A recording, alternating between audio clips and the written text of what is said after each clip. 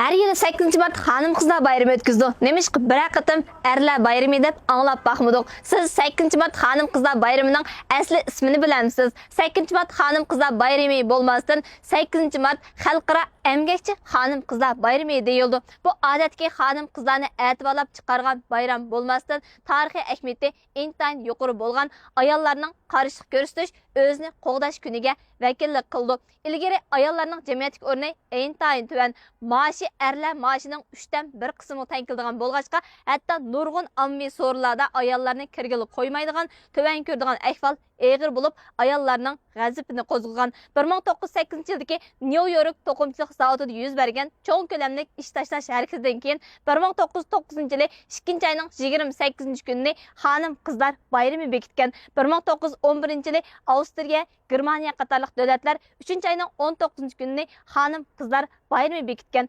1921 yılı Rossiya 3 ayning 8 günini hanım kızlar bayrami deb bekitgan. 1924 yıldan başlap devletimiz hanım kızlar bayramını ötküzüp başlagan. 1949 yılı Yeni Cungo kurulgandan başlap 3 ayning 8 günini hanım kızlar bayramı bekitip yerim gün aram koyup berishni karar kılgan. 1975 yılı bütün dünya bayram gününü birdek 3 ayning 8 günü Xalqara Emgekçi Hanım Kızlar Bayramı dep ortaklaştırgan. Şundan başlap biz her yılı 3 ayning 8 günü hanım kızlar bayramı ötküzüp atımız. Hanım kızlarının hukuk menfaatini qoğdaşlık başladık. Ekran aldık ki barlıq hanım kızlar bayramı olaga mübarek bolsun. Ben Zühre.